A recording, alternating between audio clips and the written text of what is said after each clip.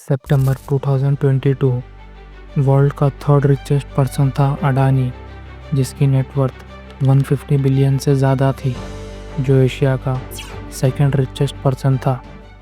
लेकिन नवंबर 2024 में जिसकी नेटवर्थ ड्रॉप होकर 53 बिलियन हो गई और अब वर्ल्ड रैंक पे 27 पोजीशन पर है।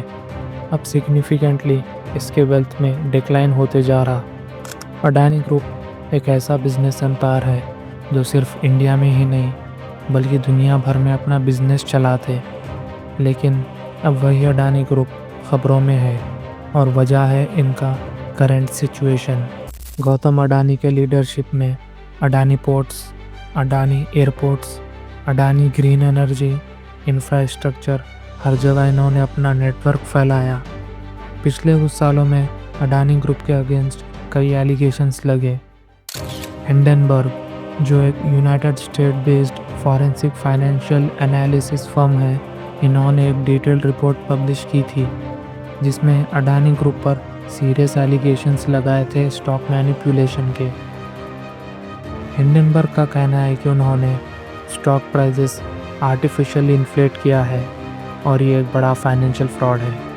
हिंडनबर्ग के अकॉर्डिंग अडानी के कुछ कंपनीज पे बहुत ज़्यादा कर्जा था, इसलिए उन्होंने अपने एसेट्स को ओवर इन्फ्लेट करके इन्वेस्टर्स को मिसलीड किया है।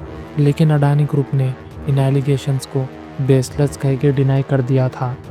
जब हिंडनबर्ग की रिपोर्ट पब्लिश हुई तब अडानी ग्रुप ने टोटल मार्केट वैल्यू में बिलियंस ऑफ डॉलर्स का लॉस हो गया, जिसकी वजह से इन्वेस्टर्स ने पैनिक होकर शेयर्स बेच दिया।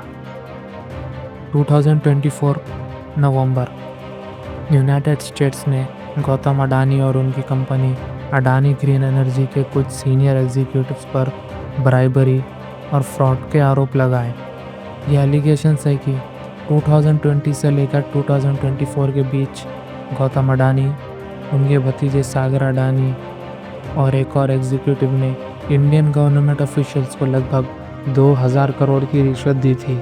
इसका मेन रीज़न था सोलर एनर्जी सप्लाई कॉन्ट्रैक्ट्स लेना, जो आने वाले कुछ सालों में उन्हें 2 बिलियन का प्रॉफिट करा सकती थी। यूएस प्रोसिक्यूटर्स ये कह रहे कि इन लोगों ने फॉल्स और मिसलीडिंग स्टेटमेंट्स देकर यूएस इन्वेस्टर से 3 बिलियन का फंड रेज किया। ये case FCPA, foreign corrupt practices act, जो एक United state anti bribery law है, इसके अंडर फाइल किया गया है। फिर से अडानी ग्रुप ने इन एलिगेशंस को बेसलेस बताया है और कहा यूएस डिपार्टमेंट ऑफ जस्टिस के लगाए गए एलिगेशंस गलत है। लेकिन ये एलिगेशंस सामने आया तो अडानी ग्रुप कंपनीज की मार्केट वैल्यू पर बहुत बुरा असर पड़ा।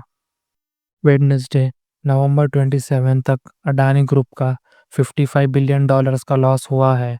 रिसेंटली जयपुर में 51st gem and jewellery award function हुआ था। इसमें अडानी ने फिर से ये कहा कि ये एलिगेशंस फेक है। No one from the Adani side has been charged with any violation of the FCPA or any conspiracy to obstruct justice. उसके बाद से अडानी ग्रुप एनर्जी में ग्रोथ नज़र आई। तो ये था आज का हमारा वीडियो, जिसमें हमने देखा कि अडानी ग्रुप पर फेक एलिगेशंस लगाए गए थे। So thanks for watching this video till and. Comment down the next topic. Till then, take care.